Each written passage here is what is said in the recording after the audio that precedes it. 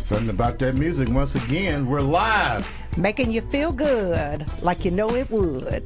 The Andre The Beast Crayton Show with my co-host, Yolanda in the house. Hey, hey, hey. How you doing, boo? Guys, subscribe, like, share. And comment, because we want to hear from you. You know what? I like doing this live stuff because, you know, it's not rehearsing. If we screw up, who cares? You just got to keep it moving. You just got to keep it moving. You know what? The guest that we're about to have, let me bring her on the right way, because I'm looking at this resume and I am literally blown away.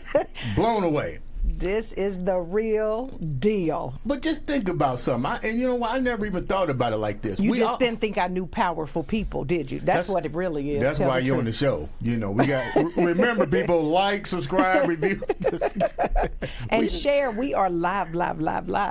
This young lady had. I like the way her bio started out, because she was like, "Can't nobody tell your story but you," and I like that concept, because that's the Beast frame of mind. Don't tell my story, let me tell my story. There you go. But it goes a little bit deeper than that. I'm looking at this bio, and you got to realize there's always somebody behind these celebrities that we look at. That's right. Such as So Def, Jermaine Dupri, Usher, which I told you the story on how I met Usher. We'll get into that. Usher, where are you going, Usher? You make me want to be the one, man.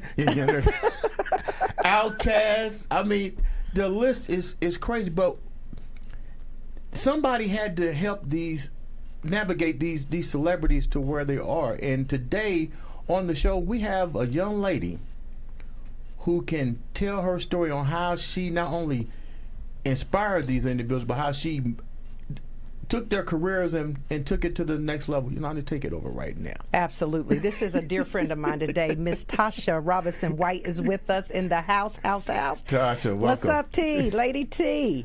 You know, hey guys. What's up? Happy to have her. When you talk about really having the opportunity to work with heavy hitters in the entertainment industry, when you talk about truly being the right hand to some famous people, Floyd Mayweather and others, working at LaFace Records, this lady is phenomenal.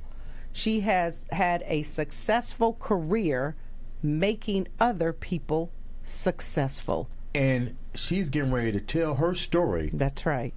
On the #1 podcast, the Andre The Beast Show. You know, I got to toot my own horn. In our hearts and minds. That's all right. It doesn't matter. You know, you have to believe it as though it's so. Speak it into existence. That's right. She is now the CEO and founder of Vanguardian Global, a company that will blow your mind. She's going to tell us about it, but she has had definitely a journey that is worth hearing. Tasha, welcome to the show. Thank you, Yolanda. And thank you guys both for having me here today. Absolutely. So, Tasha, we're just going to start off. I think at this point, we need to just let you help the viewers understand a little bit about who you are, because you're fascinating, to say the least. Beyond fascinating. So just share a little of your story. Yeah. Well, you kind of talked about it in the beginning of the show. I have contributed to quite a few major influencers in the world. I can't say I did it alone. Obviously, there was many teams, and those that work behind the scenes, like myself, that contributed to some of these major influencers' careers. Floyd Mayweather, I did work with LaFace Records, even taking it over to the business side, Brad Sugars, just to name a few. Mm-hmm. I am a mother, I'm a wife. I've been married with my husband for 26 years. Yes. I reside in Las Vegas.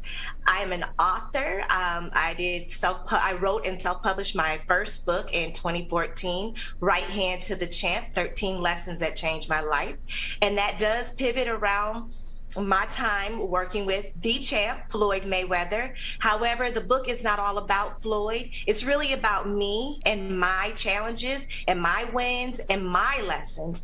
And so, yeah, I mean, and I'm excited to be here today.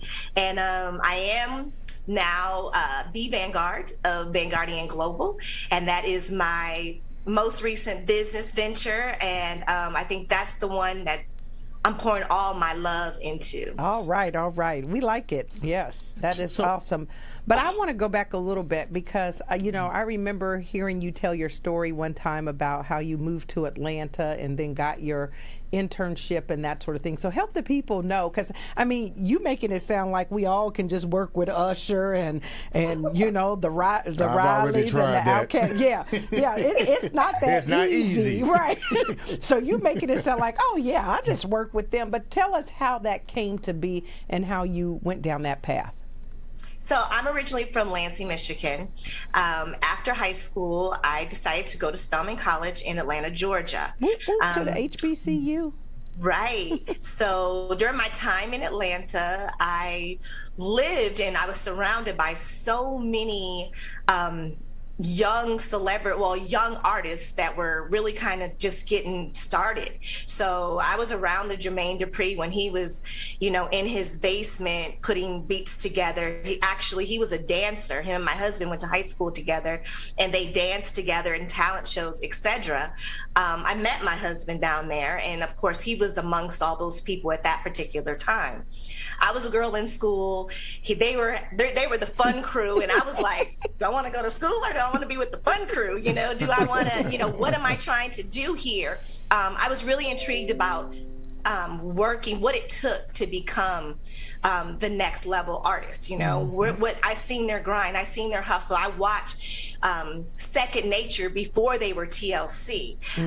Just so you guys know, before Escape was Escape, like these people, I knew these people, and I watched them grind and I watched them hustle. And then I met a guy named Ian Burt, who is a good friend of mine. I call him my big brother. And if you know anything about Ian Burt, he's got the Midas touch. He has touched many artists out there: Outkast, Arrested Development, India Irie, TLC. I mean, the list goes on. Escape. So Ian recognized talent in me, and he said, hey, I want you to come work with me. He gave me my first industry job working with him in Escape. From working with Escape, I took notice at LaFace Records, and there was an internship that was an opportunity. I jumped at it and got in there, and I worked with some of the best in the business today. And I have to say that because when I say the best in the business, I'm not talking about the artists. I'm talking about the people that work behind the scenes. Okay. The Shanti Doss, the Sherry Rileys, the Billy Woodruffs. And if you guys Google any of these names, you know these people are still making impact today. Yes. Chelsea Gray. I mean, the list goes on. So whereas everyone sees Outkast and TLC and Usher and Tony Braxton, you know, behind those artists was a group of people that I highly respect, and I was amongst. Exactly. And that was great. And I got to shout out my boy Tommy Henderson too, because he was over there as well. And you already know that's a homeboy. Yes. I know that's a homeboy, but yeah, Tommy was like my big brother. Like he was always in my ear, just kind of.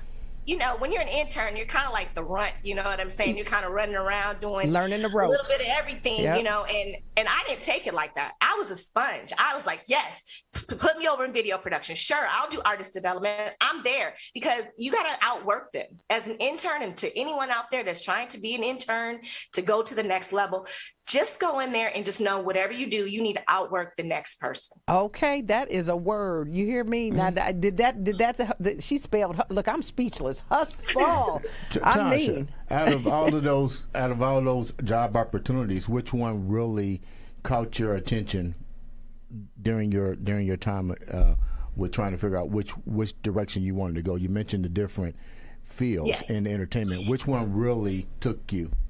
The one that really was, I really enjoy artist development.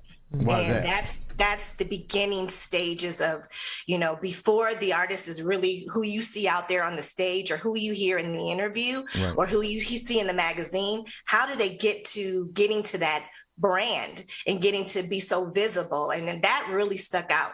And I was able to work with a lady named Devette Singletary, may she rest in peace, but she put a lot of trust in me, being her intern. I mean, this lady, they called her the mama at LaFace Records. Okay. And I really took interest there because before Toni Braxton was wearing those fabulous dresses and stuff, there was so much that went into her even getting into that dress, or even TLC, they're taking that spin off of, with Left Eye Burning Down the House or things of that nature, and spinning these stories and making it work for the brand that they were building, not taking it to the negative. You were the brand builder. Now that I'm thinking about this, it hit me when I said you were the brand. I'm the branthropist. So when you think about these things, but I didn't really have a title for it. You know what I'm saying? I just knew it felt really good seeing them go from these different stages and what it took to take them from A to B to Z. You know what I'm saying? So I really enjoyed that part. I also enjoyed the marketing and promotions. I mean, getting out there, touching the people, connecting with the radio DJs, et cetera, and getting their feedback and seeing where it would go if you talk to the right person and knowing how to connect with the right person. Okay. So connecting, collaborating, and being creative, I think that was always in me. I am just now, and that's scary, y'all. Hey, I'm going to tell you, I'm just now really recognizing that part. Tasha, speaking of that, let me ask a question. What was that most challenging client that you had to deal with? Speaking of the TLC, Andre you trying Rising. to get her to dish the dirt. No. See how you we want names first and last. How difficult was that to really clean up and keep her? Because usually when that came out, people had their own perception, but it's your job now to take that chaos, that pandemonium, and still keep TLC going. Yes. So that wasn't my job alone. Like we had a whole staff. Remember, at that point, I was an intern and I also was Lisa's friend. Okay. You know what I'm saying? So there was two sides of the spectrum I was looking at, you know what I'm saying? But all we knew, the label obviously was looking at, protecting the group, protecting their image and doing the best that they could. But I also was a personal friend of hers as well. So, and I was young too, so we were just trying to figure it out. They was having fun, honey. What you talking about? Yeah, they was having fun. I don't know what you talking about. We at the club. Trying to get it. That group, they took a lot. They owned it and they took it to the next level. That's just like, telling your own story. Right. She had to get in front of it before she let everybody else get behind her it. story. Lisa knew that. Right. See, that's branding. If you don't tell your story, somebody else will, and it might be risky. That's why you're on the show. That's why she's sitting here and I'm sitting over here. So that's interesting. So when you think about that part of your life, and somehow you managed to transition from Atlanta to Vegas, take us to that transition and where that led. So working at LaFace, interning at LaFace, I knew, there was going to be a ceiling there for me. And I wasn't really moving as fast as I thought I should have been moving at that particular time. But then I was like, I wanted to swing a little bit with no boundaries. I wanted to check out some new things. My parents left Michigan and moved to Las Vegas in 95 or 94. And then I hadn't visited them. So I'd been a little homesick from my parents and I knew Vegas was untapped. And everyone used to say, well, Vegas is the entertainment capital of the world. Well, I never seen us in Vegas really do anything since Sammy Davis Jr. Oh, you know what I'm saying? So I didn't know what that looked like, but I was like willing to go out there and explore it. So when I moved to Las Vegas, the strip was not the same strip that you guys see today in 2021. Nightclubs were not inside the hotel casinos. There were maybe 3 or 4 standalone nightclubs here, The Drink, Utopia, and maybe a couple others. So when I came, I was like, how am I going to untap here? What am I going to do? I knew I was going to be innovative. I knew I was going to put myself in a position to make something grand happen. I just didn't know exactly what that would have been.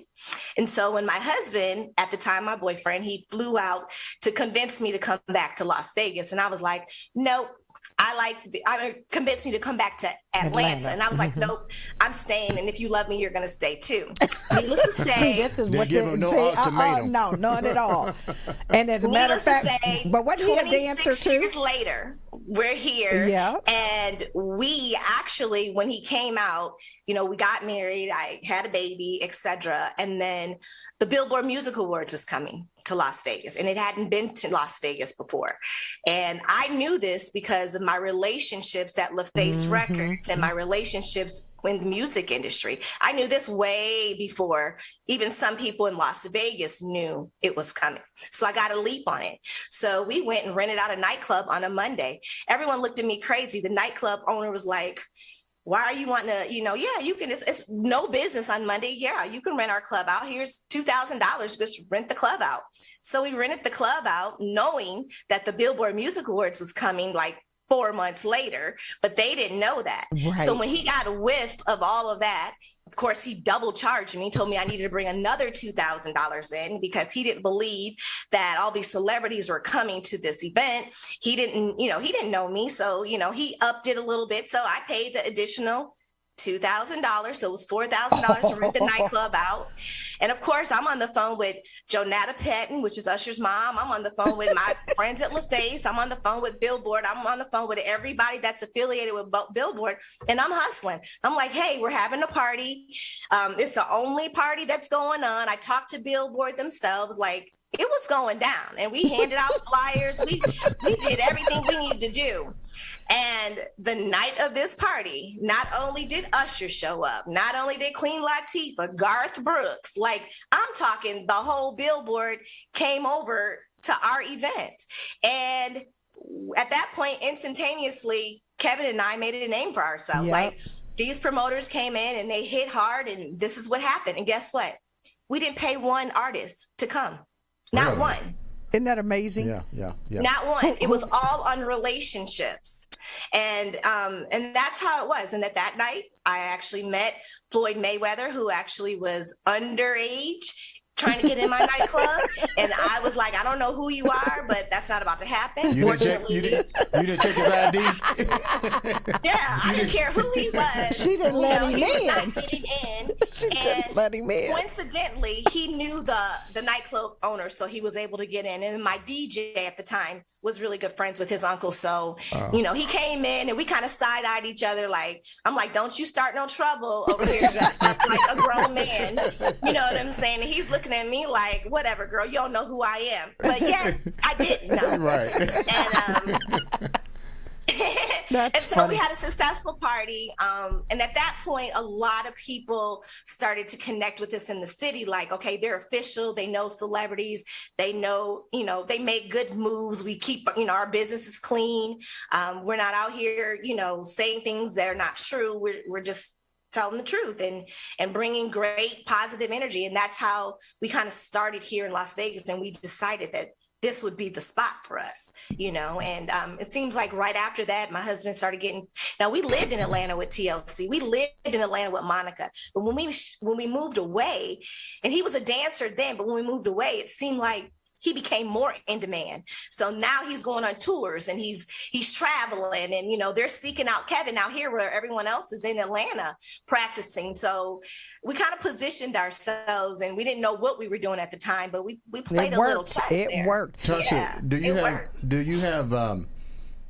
did you start having any, not ill feelings, but did you really did you try to find a way to collaborate both your new venture in Vegas and then still bring the traditions and the hoopla from Atlanta to Vegas? Absolutely. I wanted to bring the ATL everything to Vegas. I knew eventually would happen. And look at it, 20-something years later, Usher's out here. He's bringing it now. For real. But I ain't gonna lie, I laid the foundation. I know, that's right. And you know what? That's what I love. Claim your stake. Because one of the things I can tell you about her, and I, for full transparency, know her personally, right?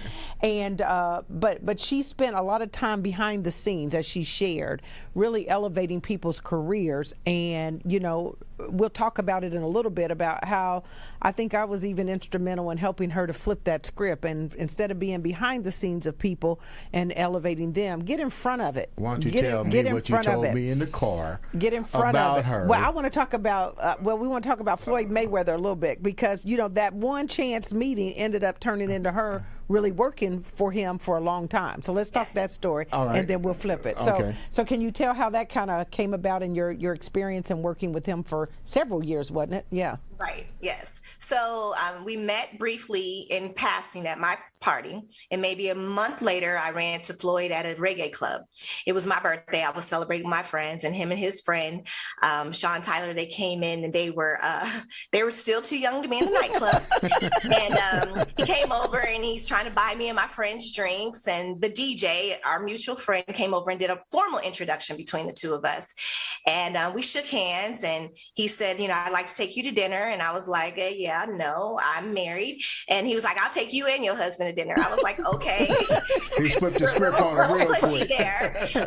But his whole thing was, how do you know all these celebrities? How do you know all these people? I want you to come work for me, like all in one night. This is the stuff he said to me. And I'm looking at him like, little boy, seriously? Like, I don't even know you. I didn't know him as a boxer. I just briefly heard little things about him. And later in life, I found out we grew up 45 minutes away from each other. Isn't that amazing? That's crazy. So needless to say, we kept running into each other. We didn't exactly exchange information that night, but we kept running into each other. Finally, we did. And then we just had one impactful night of communicating, and he let me know all the things that he was going to do.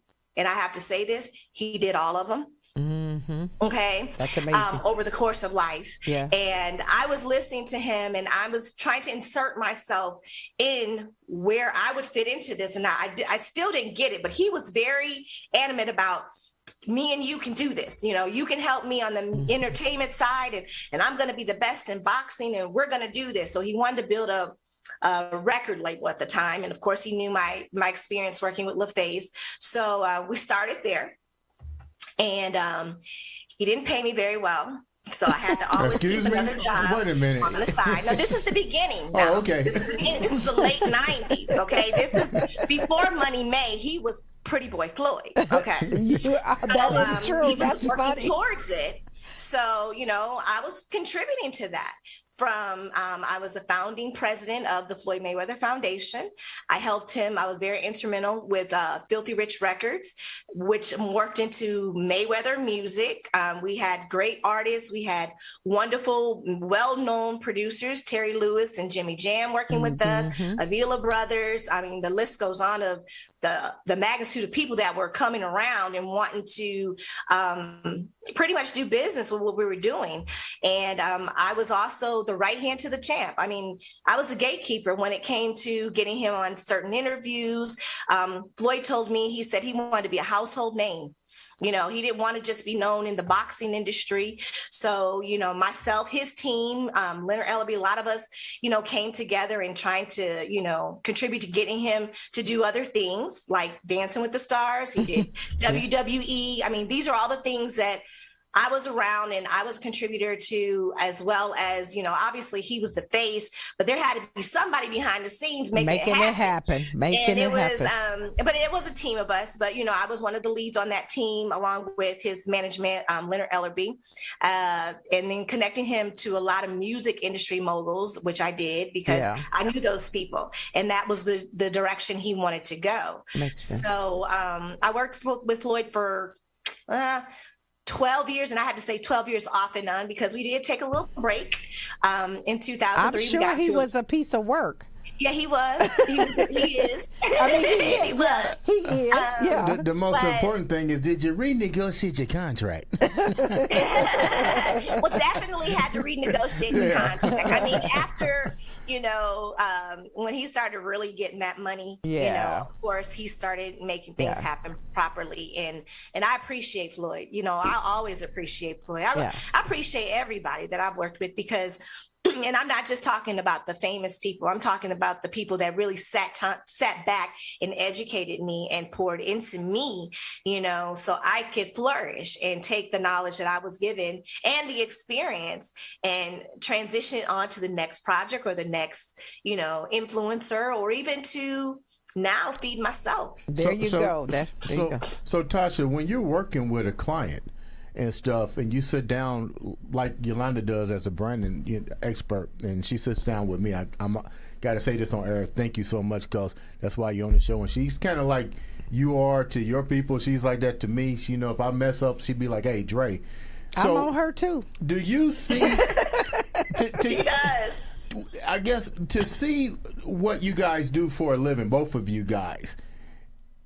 What's the one thing that you look at or that inspires you to really take that person and take them to the next level? And do you ever turn people down or say, you know what, you need to do a lot more? Or do you have to sometimes get rejections? And then if you do, how do you do it? And then how do you determine who you really want to spend that time and effort into? Because this is a business, no matter how you look at it. It's a business. Yeah. So I coach, right? So I'm in a coaching business, which her business is a little bit different from what I do.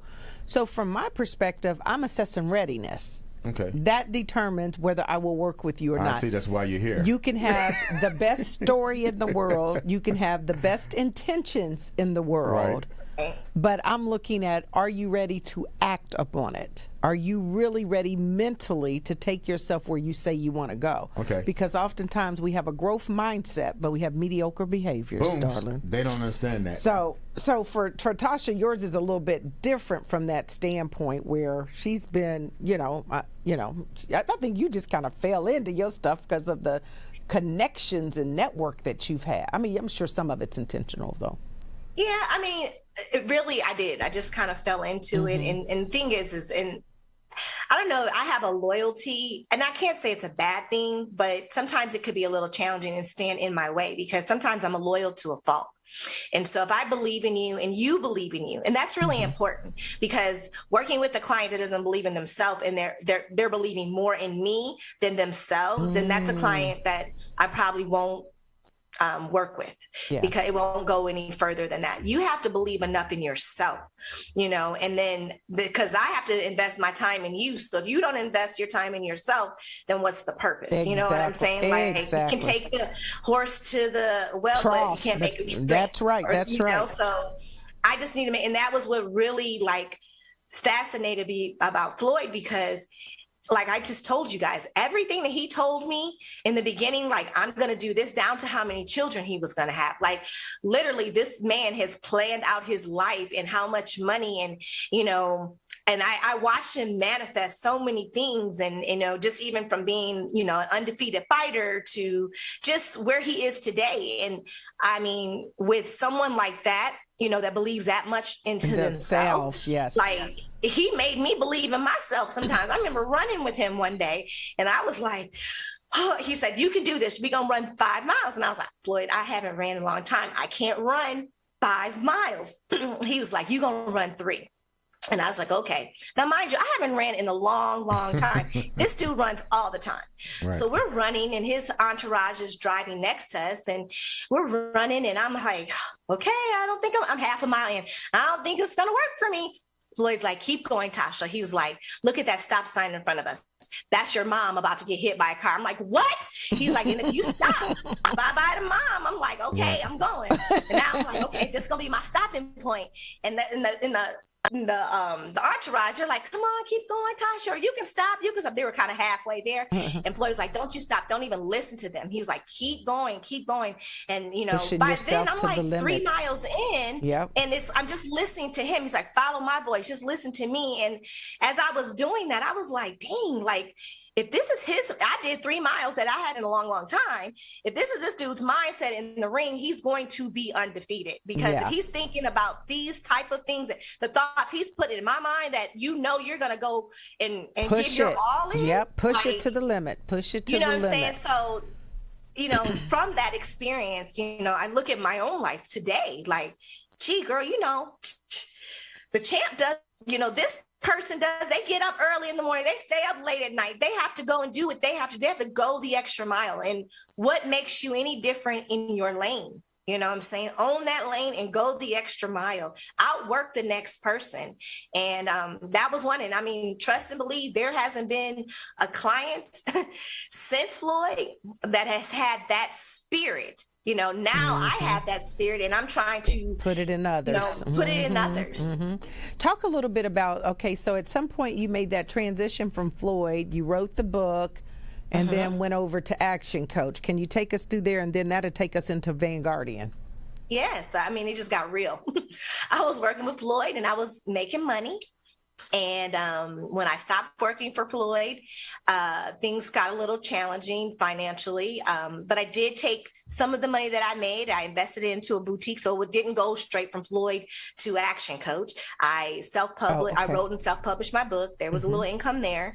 I went to, I had my boutique. It was a celebrity consignment boutique. So a lot of celebrities donated their clothes to my boutique and I sold the items for profit and nonprofit. And then, you know, obviously the book's residuals are up and down, you know, that's income. And the store was going here and there. During this time, I lost my father, my pillar, my biggest supporter ever. So it kind of, my whole life took a turn, you know, kind of like just the life I knew before just took a big turn. And now my daughter's about to go to college. And this is when it really got real. I said to myself, Tasha, you're going to have to go get a job. You're going to have to go work for someone. You know, now I've been working for myself. Besides working with Floyd, I've been working for myself for many years. So this is a funny story, but I say, Kevin, I'm going to go get a job. And he's like, where are you going? I said, I'm going to the gas station to get a newspaper. And this is like 2015. He started cracking up. He was like, what's in the newspaper? Like, right? You thought he was like, going to go to the one like, ad? what do you mean you're going to get a newspaper at the gas station? He was like, girl, you need to get on LinkedIn. I was like, now that's how long it took for me to have to, you know, I never had to like go and apply for a job. Like that was back in the early 90s when I was doing stuff like that. You guys, this is too good. So, y'all need to share. If you are on, we are on live right now. I mean, with the funny, excellent, wonderful entrepreneur Tasha Robinson White. Please, y'all share this with somebody because this is a story. Did you just hear all the stuff that she has been exposed to, had the opportunity to surround herself with, from experiences, knowledge, celebrities, entertainment? It goes all the way up, and then somehow life has that way of crashing back down. Yolanda, she needs to know about Indeed.com. And then you take somebody like her, and she thinking 2015 she gonna get a newspaper and get some Indeed.com, LinkedIn, Facebook. But this is the deal, y'all. I didn't have all this time. I've been working for myself. Yes, we understand. Well, I was like, that was just understand. weird. I understand, and so sis. I went to LinkedIn and I applied for a few jobs, and Action Coach was one of the few that actually, you know, hit me back or whatnot. And I was like, okay, they needed someone to help in marketing. And I was like, I can do that, you know. So I went in and I did a group interview first. And I thought that was really strange because I hadn't had a group interview since I was a flight attendant. I was going to say, have you ever had a group interview? I did when I was a flight attendant back in the day. Anyway, so I did the group interview and then I left and I felt like I killed the group interview. I felt like I was great. I was like, I knew I was the one in the room. And they called me back and they said, hey, the role that you applied for, we gave it to someone else. But the CEO wants to create a role for you. You impressed us that much. Oh, wow. So I was like, wow, okay, well, what's it pay? You know, whatever. And I'm embarrassed to tell you what it paid, but I needed a job at that time. And I was like, okay, let's see what happens. Yep. So I started the job and I told my husband the day I went in, I was like, this is not going to last long. This will probably be 6 weeks. Let me get a check or two and let me get out of here. Well, it flipped. And this is where you know God has a plan for you. Right. Even though the money wasn't where I wanted it to be, the education that I got from the experience, the the opportunity to work with people all over the world, internationally. Amazing. I was doing events, and events is my baby. That's really what I do. But I was doing corporate events and conferences and award shows, and I just forgot that I was making this little bit of money because I was being educated and I was meeting people and I was connecting with people, and that lasted for 5 years. Like, yes. I was just there like, whoa, and what I was doing at that particular time was, I didn't know, I was really just pouring into myself and building on my brand and connecting with more people to. She's a master connector, by the way, a master connector. I'm listening. Her list is vast. But you know what I like about what she just said was, you was faced with adversity. Now times have changed, and most entrepreneurs, you had to go out. Things changed as things changed, and now you got to go out and get a job. And once again, do what you got to do. At least you know about Indeed.com and all the other things. And do what you got to do. But you stayed in that beast frame of mind the whole entire journey, knowing that if nobody else was gonna believe in you, you was gonna believe in yourself. Even with the job situation, you didn't make enough, but you took that opportunity and realized, wow, I can still take what you're doing now. She was taking the lessons. That's what she was doing. And ran with it. I met her at the Black Enterprise conference a couple years ago. So we've only known each other for a couple years. Is this what you told me in the car coming over here? And I mean, I don't remember what I told you. I'll tell you after you get done. Okay, but I connected with her. It was just something about her, and I was like, I really like her. Okay. And I didn't know what it was, but I could tell that her energy, her spirit, and she was getting ready to be doing things, right. But something about me just said I need to be close to her. Mm-hmm. Never knew what it was. Contacted her. We stayed in touch, and then I started coaching her. And started coaching her? I started coaching her. Oh, okay. Yes, Yolanda is my brand coach. Yeah. Yolanda is my big sister. She's my mentor. Yolanda is my girl. You see why she's sitting here, don't you? Yeah. but what I saw someone behind that needed to be in front. Right. And I had to figure out what was holding her back from really getting the greatness and achieving that visibility that she deserved. Because see, when you're behind somebody, Floyd Mayweather can his name is going to be all over the place. Her celebrities that she supported is all over the place. You don't even know Tasha exists. I mean, I'm not saying it totally exists, but you really wouldn't know. I didn't know she was behind those people or had worked with those people. I didn't either. That's what you don't know. But I saw something in her that said to me, you need to take a leap of faith and put yourself out there. That's exactly what she said driving over here, Tasha. Yeah. That's exactly what she said, word for word. Yeah. I'm like, and put yourself out there, and you can take the rest from there, because tell them where you are today. No doubt. Exactly. After talking to Yolanda, we met at the Black Enterprise Women in Power here in Vegas, where I live. And it just, I felt the same way about you. It was something about our energy. When you meet somebody, I mean, there was tons of women. I was there with my 5 core girlfriends I grew up with, and it was just something really special about you as well. And then I noticed that you were, you and I had a mutual friend, Linda Clemens. Yes. And I was like, okay, she's got to be good people. And you also knew my girlfriend, Stacia. So I was like, she's got to be good people. Like, I got 2 witnesses saying this, and then my inner spirit is saying great things as well. Yeah. And so anyway, Yolanda and I exchanged information, and maybe about a week or 2 after all of that, I reached out to her and I said, listen, this is my plan. This is where I was with Action Coach. I was like kind of miserable because I felt like I hit my plateau with them. And I was like, but I still enjoy doing this.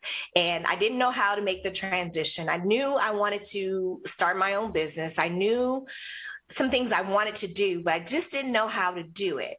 And Yolanda took me through the Branding for Success, like a whole program. I mean, I'm talking, she ain't no punk, y'all.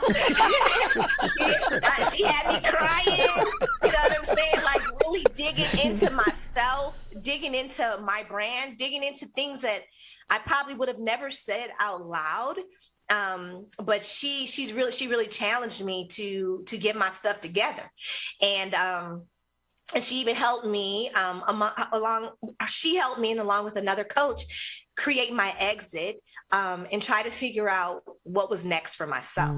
And so what happened, she gave me some assignments, and I went on and tried. First, I needed to figure out what my brand was going to be, what I wanted my brand to be. But even before that, like she says this too, like you're your brand before you create your company. They see you before they see that, you know, and there's so many nuggets. We could be here for hours and I can tell you all the stuff about Yolanda, but I think she's worth the investment. I just need to tell people that. Y'all need to go get coached up if you don't know. But anyway, she challenged me to basically find like, what is it? What's your title, Tasha? What, you know, who are you? What do you, you know, what do you do? You know, so I started writing words down, and I had friends of mine and colleagues of mine like give me descriptive words about who I am and who they see. And it was really consistent. I sent Remember it that back exercise, Andre? I hadn't done mine yet. Very important. I'm telling you, that's very, very important. He's resistant. Because found out, you know, and what you can find out is what people see you, how people see you may not be, or it may be, or may not be what you see in yourself. That's right. Coincidentally, for me, what I saw in myself aligned with a lot of things that my colleagues and my friends and in my tribe thought of me. So, which made that part of the process really, really easy. And then I started to figure out, like, you know, names for my company, and thinking of that. And I realized where I got the name. I'll be honest, like I was looking up words, and I was thinking about what I do. I'm the forefront of movement and action. And I found that as a term in the military. The vanguard is the forefront of movement in action. There you so go. That's where I came up with the Vanguardian Global. We are the forefront of movement in action throughout the world. You know what I'm saying? I'm not thinking small here, y'all. I know that's right. I know. Go big or stay at home.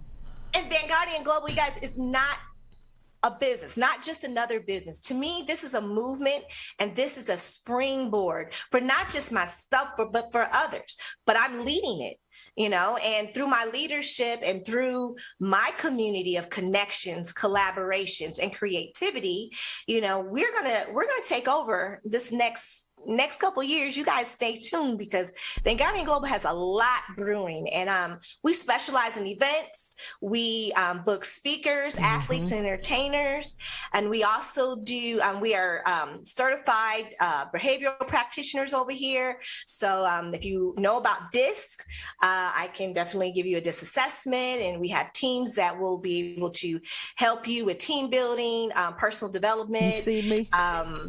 All, you know, my speaker. Are you seeing my speakers? Yeah, that's Yolanda. I'm a little disappointed here. Wow. But you know, you gotta play to pay. Now you gotta get in there. But yes. So, and then, you know, Tasha, is these services affordable to people, that young entrepreneurs that are just starting out, and you know, income? It takes. You hit it. They don't know. It pays. You got to pay to pay.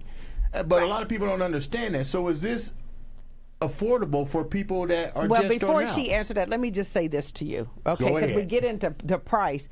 First of all, you don't pay for anybody's time. You pay for the value, right? That's number one. Number two is your level of success will rarely exceed your level of personal development. I just wanted you to say that to the viewers, please. So the point is that I hope it's expensive, because if it's expensive, then you know she giving it to you. You're going to wing out the people that aren't serious. Readiness matters. Remember, going back to the readiness. She's working with people that are ready to be on the stage. She's working with people that are ready to get out there and brand up and get themselves together. So that are in the forefront of movement and action. Yeah. That means y'all ready. You're not coming to me in the infant stages. You know, you're ready to go. She's ready to put them out there. Yeah.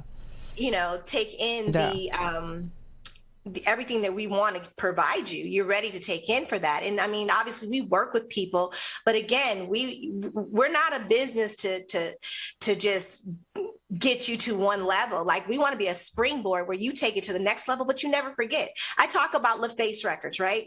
Now, LaFace Records no longer is a business, but when you think about LaFace Records and you think about all those awesome artists and those moguls in the industry, you remember that was a movement. That wasn't just a business. That was a movement. That's a good point. And so where I am today, Vanguardian Global is not just a business. We're a movement. So the faces that you see on that website and the people that we work with, they're part of this movement. They're going to go out in this world and they're going to keep saying, but guess what? They're going to say, well, we connected at Vanguardian Global. Whereas I can say I connected with so many people at LaFace Records. Yes. So everything that I've learned in the past, I've thrown out the bad and kept the good. There you go. There you go. There you go.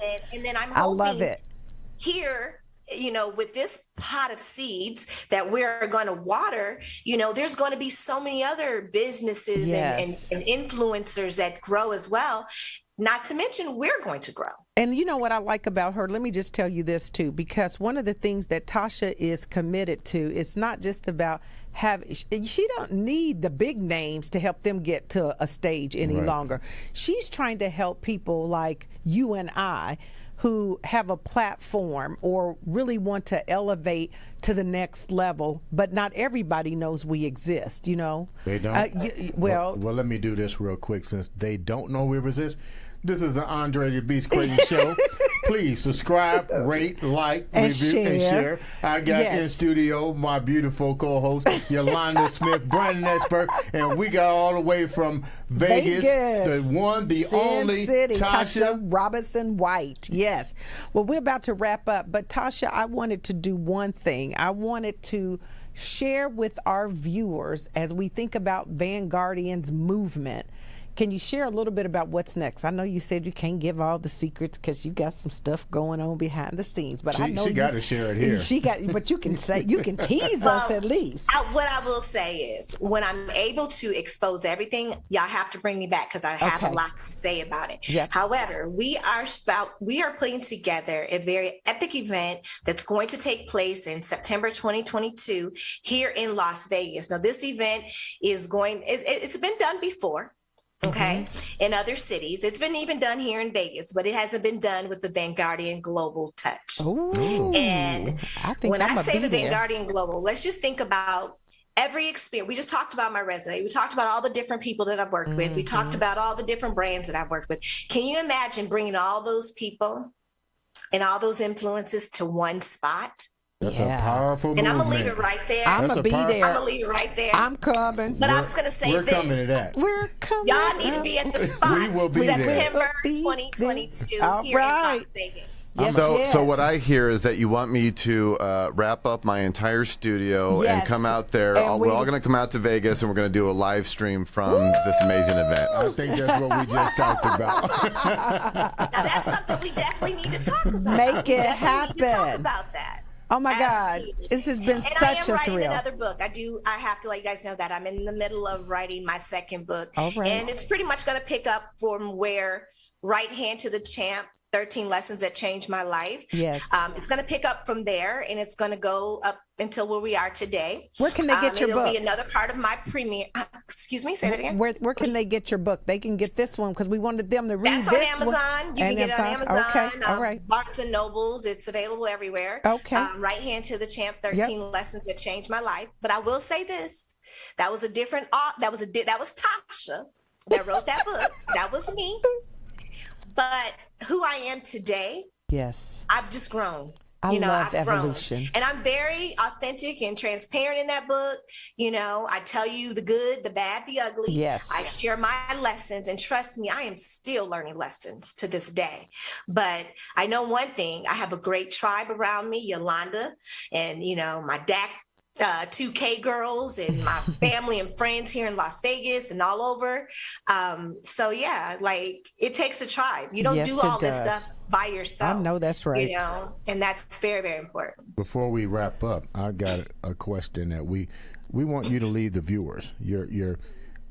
Thank you for really taking the opportunity. I know this was last minute. It was. You came in and you came in with the right champ, knocked to the Beast and left to Yolanda, one to Jason. I mean, the viewers, you're knocking all over. But what can you leave the viewers with that same energy, that same spirit? This is what I like to say too, since you and Yolanda's on here. Yolanda said something about how you guys met and how we met. And I tell people like this. people come into your life for a reason. Yes. It's your actions and your attitude that determines the outcome of that. Right. With that said, leave the viewers with something inspirational that has kept you going and kept you in that beast frame of mind. No pressure. You're on the clock. Well, I'm just gonna keep it 100. You know what I'm saying? If you don't do anything, you need to know who you are. You know, one of my coaches, Sherry Riley, she coined this phrase, peace is a new success. And that has been with me a lot because, you know, even though I had all these great jobs and I was amongst all these cool people and I was in these awesome rooms, I realized that I wasn't always at peace. You know what I'm saying? I may have been, you know, doing something that might have not just been what I really wanted to do, but I was doing it because that was what we were supposed to do. And that was what the group was doing. Like, I needed to be at peace with every decision that I make. You know, everything that I do needed to align within myself. And I think that comes from maturity as well. Yeah. But we, you know, a lot of times we think money is peace. We think, you know, relationships are peace or all this other stuff, you know, is peace. But peace starts within. That's and right. So Love that's yourself. where we need to focus on. So when it's not hard, now you're going to have challenges, but when you know things are flowing, continue to flow. But when you run into that challenge, don't completely get discouraged. You know what I'm saying? Because sometimes, you know, you need to turn left instead of right because that's why you're getting the resistance. Do you know what I'm saying? Absolutely. So make sure it always aligns. And if you get into a stumble, just stumble. So, you know, peace is a new success. I didn't coin it, but that's something that resonates with me all the time. And then also, you know, have the right tribe. You know, if you don't have people like Yolanda in your life that's going to say, straighten your crown. Okay. Get it together. Fix your face. You need, fix your face. You know what I'm saying? Okay. Breathe. You need people like that. You know what I'm saying? And tell you when it's wrong, when you're wrong, tell you, you know, hype you up when you're right. But you need to have that right group of people around you. And it doesn't always have to be people. You know, books can be tribes too. I've gotten some really great inspirations from a lot of writers out here. Mm-hmm. Minda Hart is another good writer that you guys should kind of pay attention to. She keeps it 100. Yep. Thank you so much. This has been awesome. I am excited. You know, I just want people to know, be on the watch out because she's getting ready to make this movement extend far beyond even her own imagination. I believe it in my soul. Tasha, thanks so much for being on our show. This has been another episode of the Andre the Beast Show. Thank you, guys. Thank you.